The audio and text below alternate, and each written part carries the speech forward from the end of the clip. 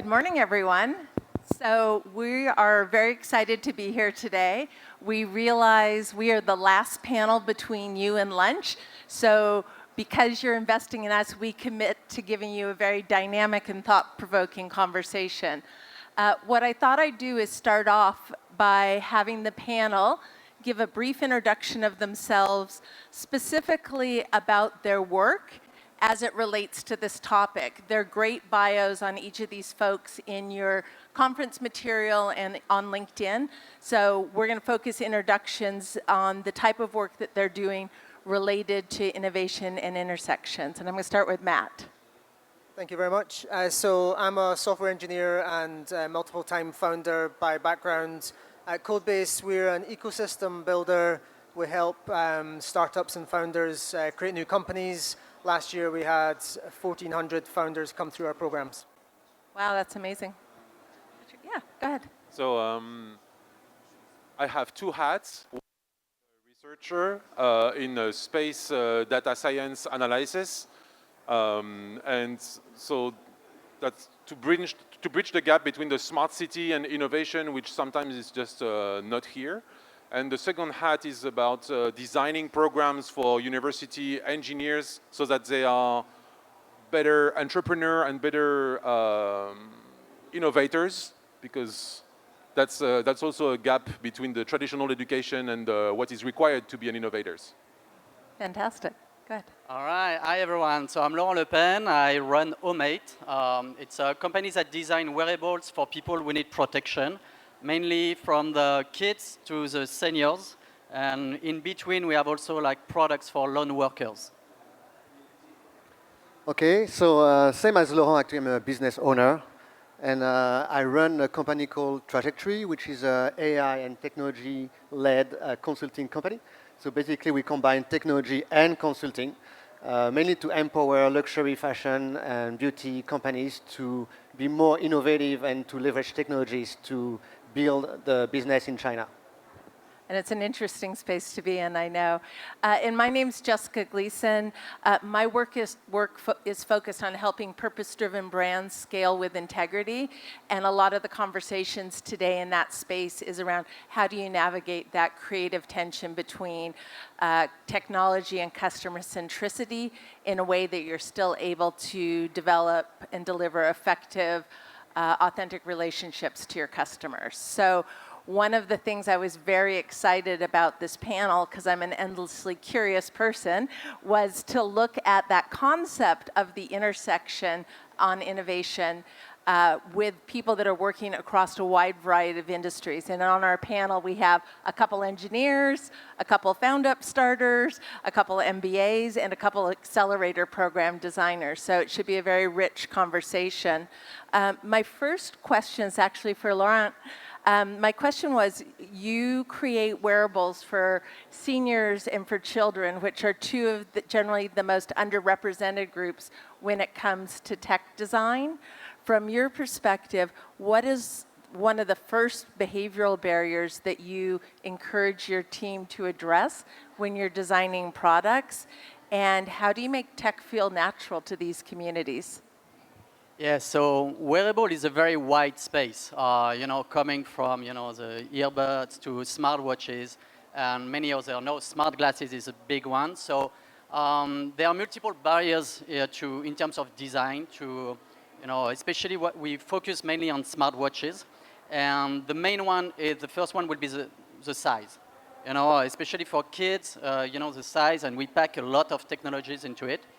And for the seniors, it's a bit different because we have to manage like an audience which is can be like see technology as a very difficult way to interact.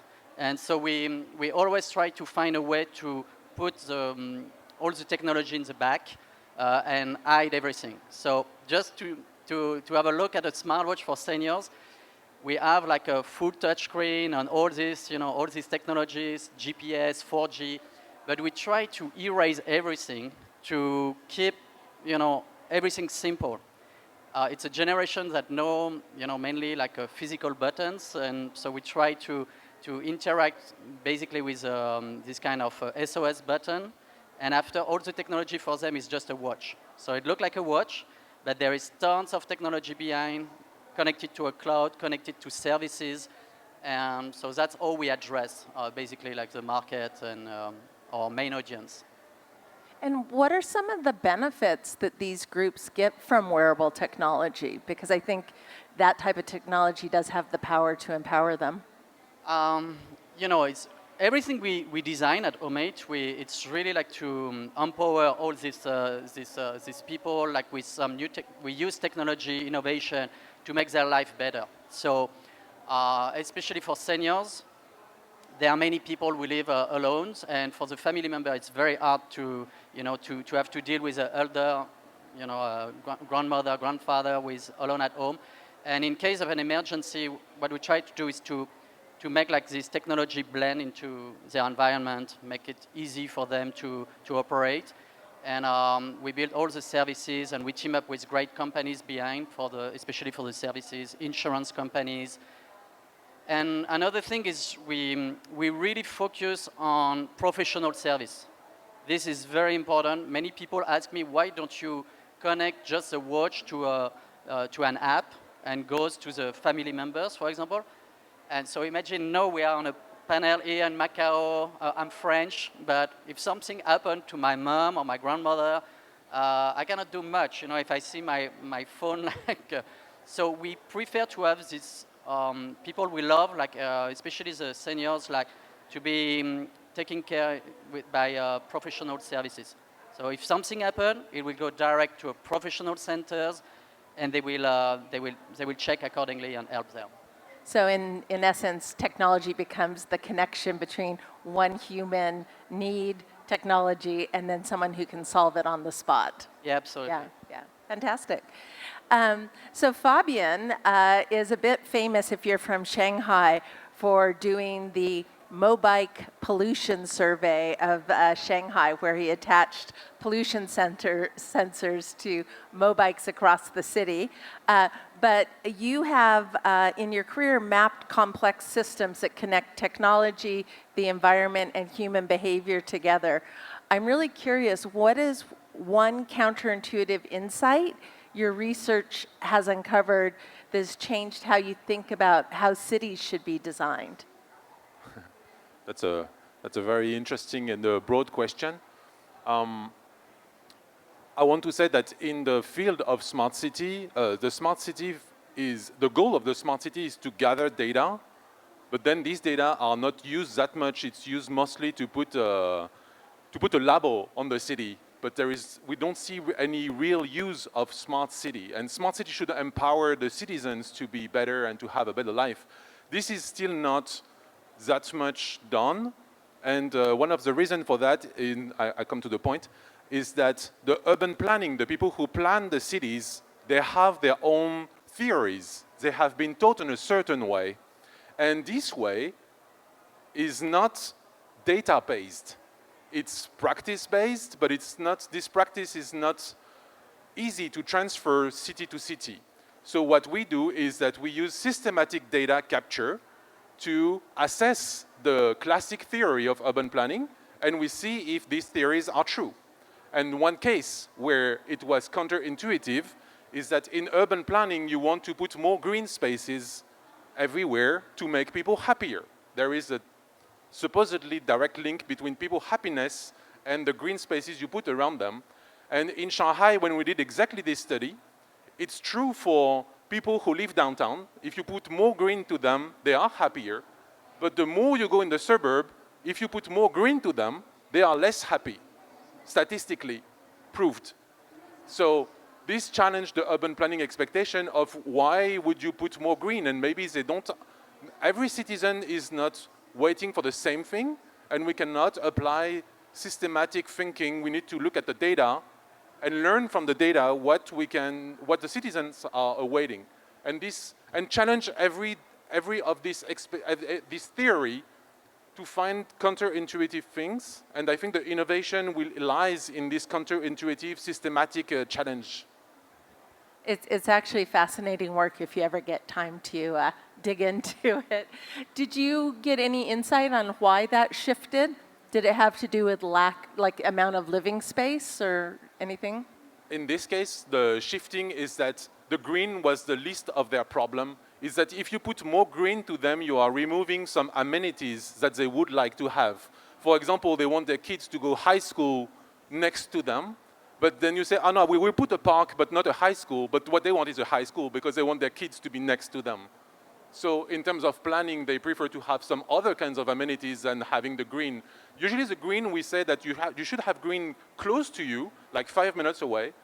But actually people prefer to have some life services closer and the green a little bit further. That's also fine for them. It'll be interesting to see as these pocket parks come into Shanghai, what data we get out of that.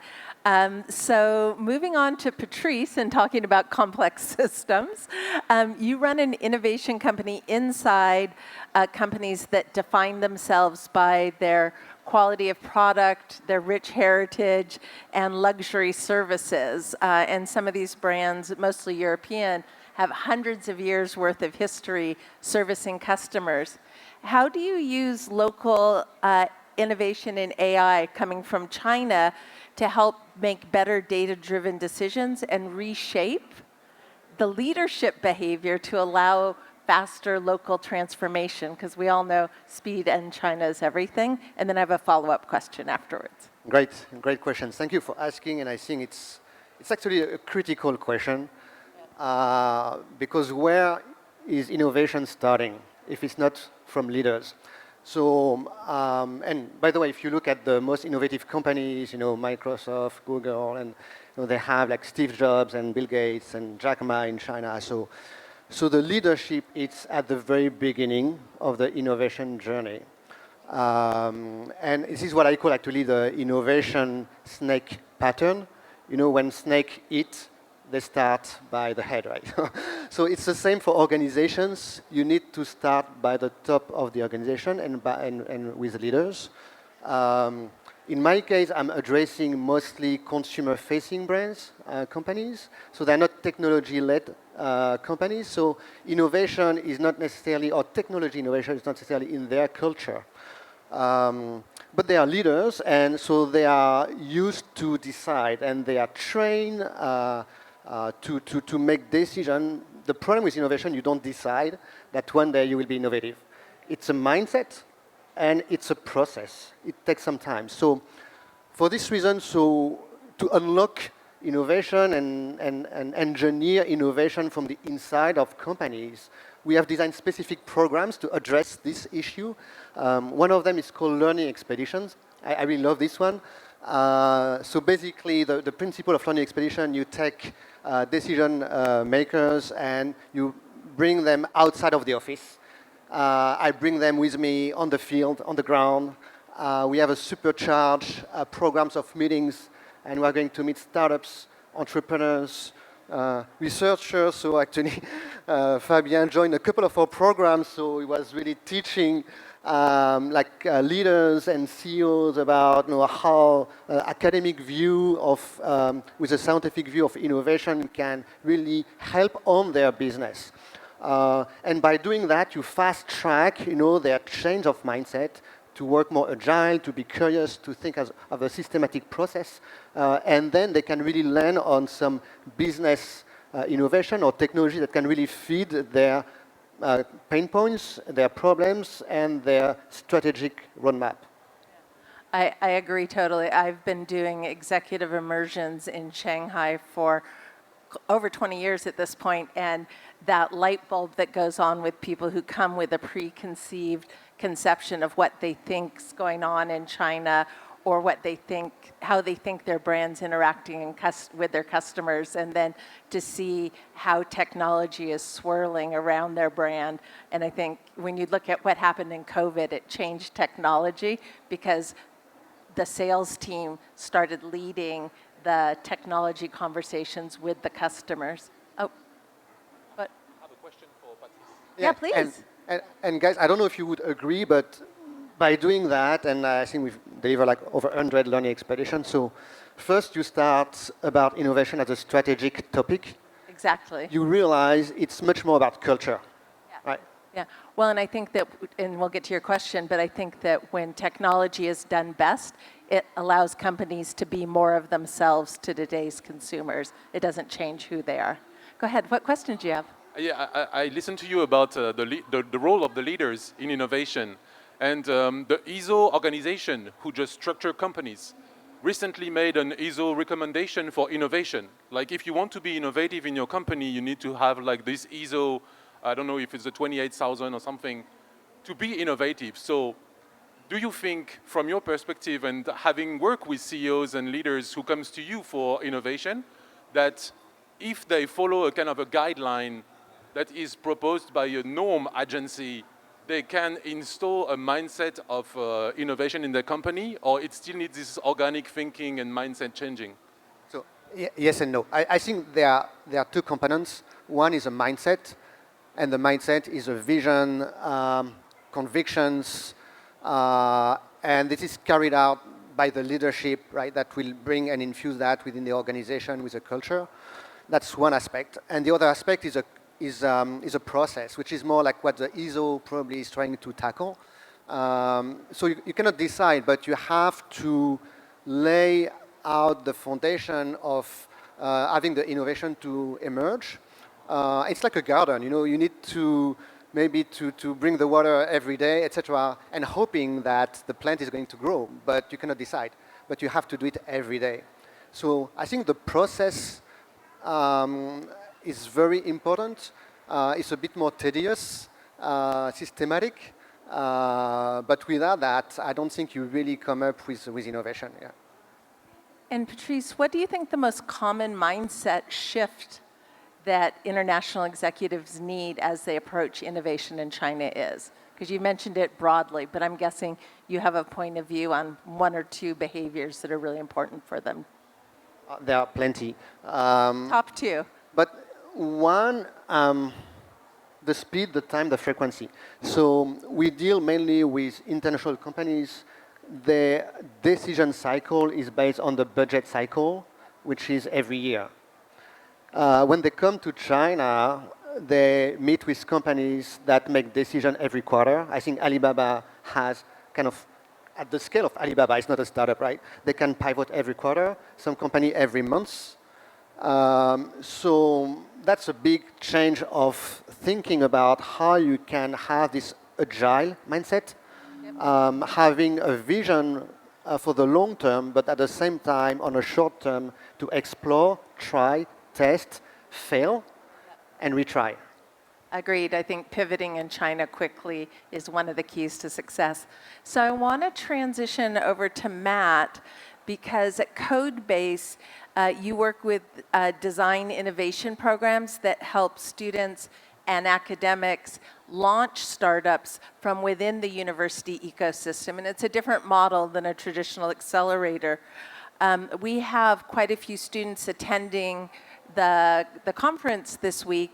And I'm curious, what are some of the new and unique opportunities that you're seeing emerge right now in Europe for students that are coming from maybe China and Asia to go to university overseas? So to pick up on something that Patrice talked about, he was asking the question like, how do you get innovation to happen inside corporates? And I think you said it's kind of mindset and process. And inside universities, it's similarly a question of mindset. So Fabian, you mentioned earlier on, sometimes you have to work with academics to kind of help guide them towards becoming more entrepreneurial, doing venture building, all the rest of it. That's the kind of stuff that we've been doing at Codebase. For sure, if innovation is the combination of like a smart new idea, but made commercial, there's no shortage of smart ideas inside universities, but they're not always on a path towards being a commercial venture. And that's kind of where you can add support. When it comes to the student body, as you know, in the UK, so we're based in the UK, across all of Europe, actually, we have quite a lot of students coming out of China and Asia to our world-class university sector. with recent policy changes in the US, we actually think probably more will come to Europe because we're very welcoming. We want that to happen. But one of the things I think we underemphasize at the moment is for these students who come, they do an undergraduate or a postgraduate degree, they're some of the most ambitious, driven, smart people on the planet. And we tend to underemphasize the opportunity for them to become founders at the end of the university journey, either a founder in the UK or coming back to China and to get support to become a founder, or to Asia to become a founder where they came from. So I think, if you look at that talent pool, I think it's massively under invested in. It needs a bit of support, it needs a bit of capital, but if you were to pick who I think could be some of the best founders on the planet, it would be a young, smart person who had enough get up and go to come from Asia to university in Europe. I think they have a huge advantage in terms of potentially spinning up supply chain advantages back in Asia. But also, to your whole point about consumer behavior, you have people who naturally understand consumer behavior and consumer markets in Western markets like Europe and the UK, but also back in domestic markets like China and Asia. And I think that generation of entrepreneurs have a huge advantage if we can just do a bit more to support them. Yeah, we talk a lot about third culture kids as a concept if you're overseas, and I think in a couple of the speakers we heard yesterday, this idea of sort of third culture startups where there's a foot in two cultures at the same time, I think is a really fascinating idea for the future. I want to jump back to Laurent and talk a little bit about AI. AI is increasing to influence consumer behavior and product design. How do you see AI playing a role in the evolution of the design of wearables going forward? Well, so that's a super hot topic. Obviously, AI, especially in wearables. Last night there was a big news with OpenAI who acquired Johnny Ive, former Apple designer, guru of Apple, his company. So we will see many things happening in the next few months. It started also. Last year there were a bunch of products which have been not very successful. We got AI Pin who collapsed. It was a big one. We got Rabbit, more an IoT product, also did not perform as expected. But we have also some amazing things that happen. I think the main space is on smart ring, using AI, to prevent basically things. So that's the beauty of it. With AI, you can calculate huge amount of data from the sensors of your wearables. So basically, you can, even prevent, some health condition or some issues that you can get. We did a bit the same on our side. We did something to address the senior community. So we mainly design smartwatches for them. We have all these kind of sensors on the smartwatch, and we launched last year a full collection with a partner in Europe of wearables, including a smart ring. So from design to engineering, we actually announced it last year at Beyond, and this year we combined basically the ring with a smartwatch. So it's a full 4G, smartwatch LTE, connected to the service, and then we use AI in the ring to help the seniors to wear the ring during the sleep.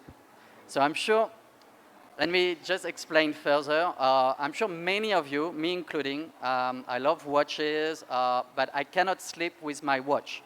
And the same goes for smartwatches.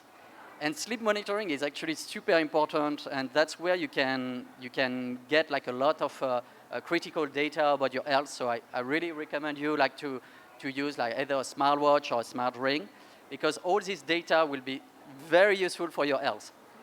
But the problem of our users, they were not wearing basically this smartwatch at night, because it's a 4G smartwatch, just like an Apple Watch basically, and you need to charge it almost on a daily basis.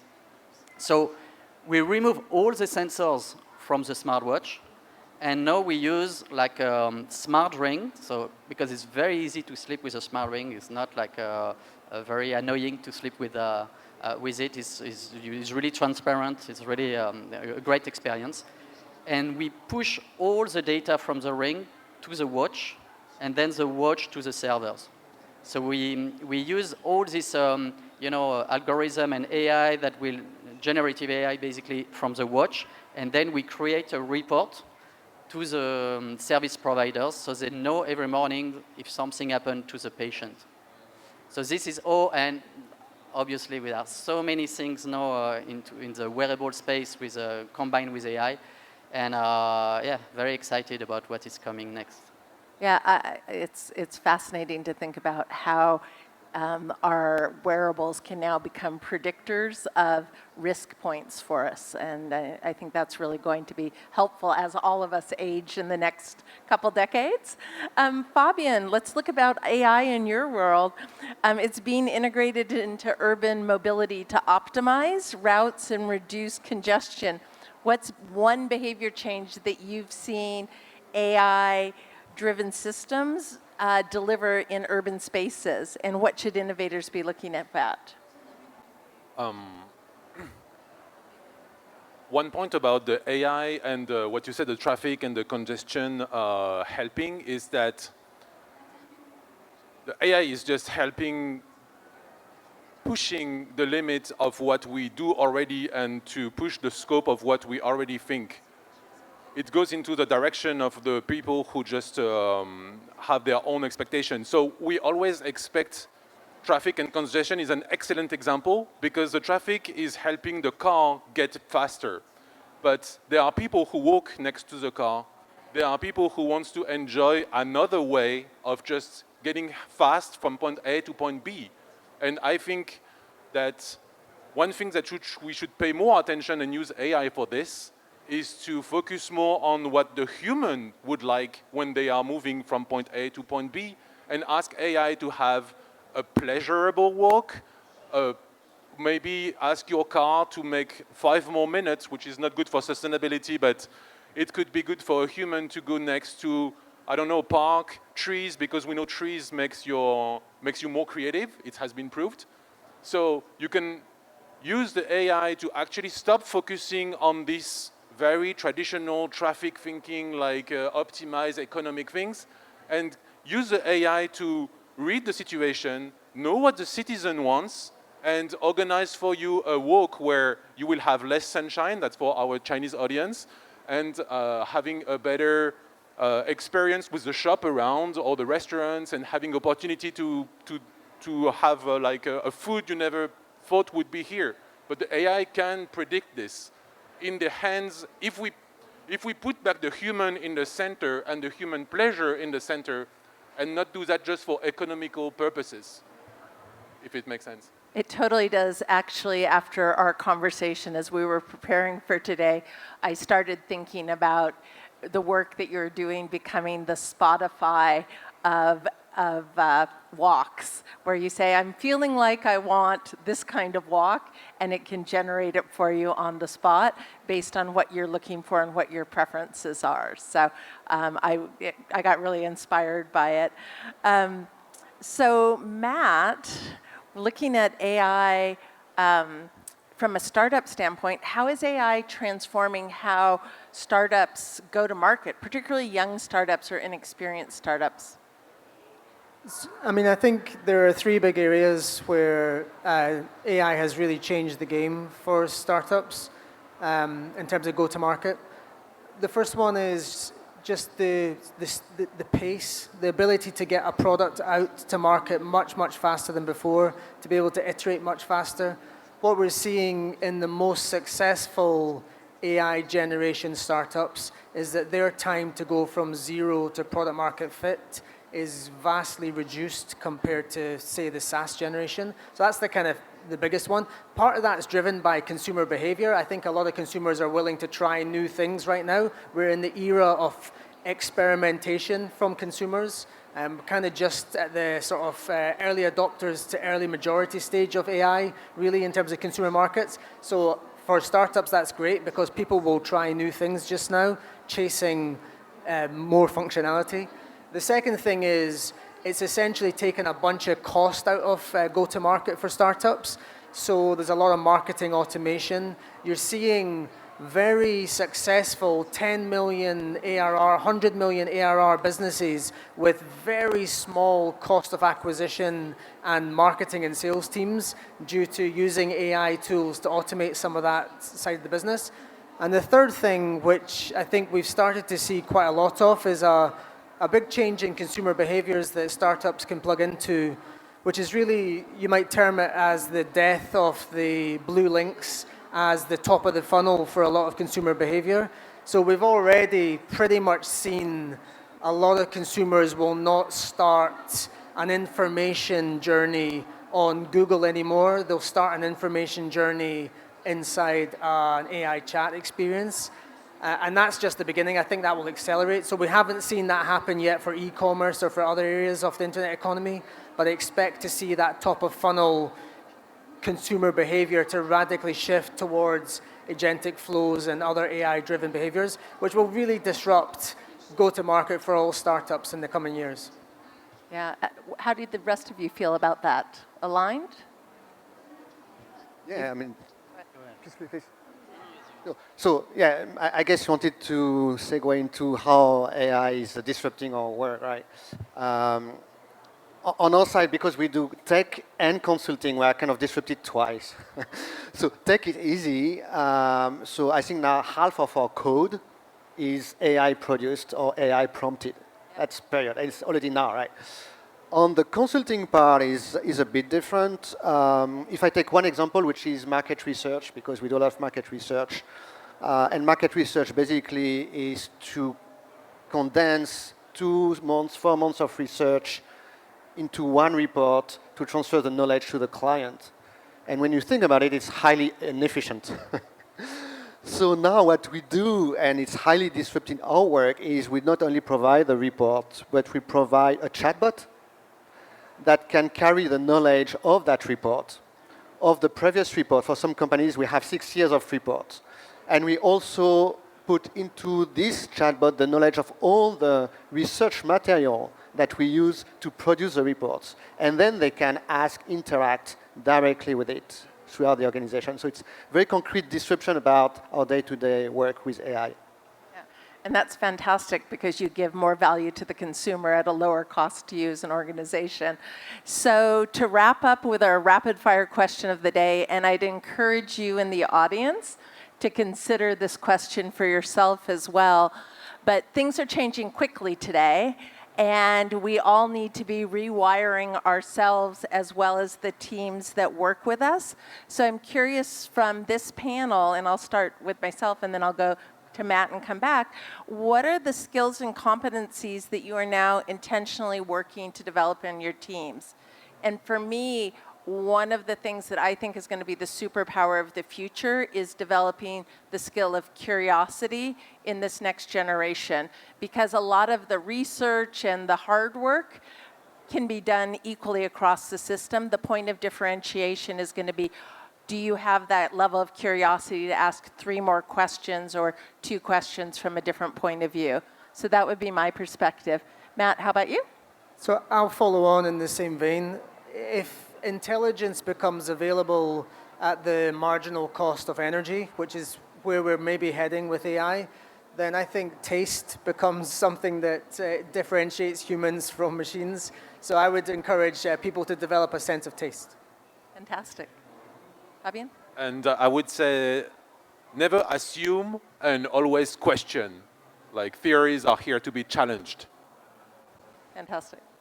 Well, I would say on my side, less is more.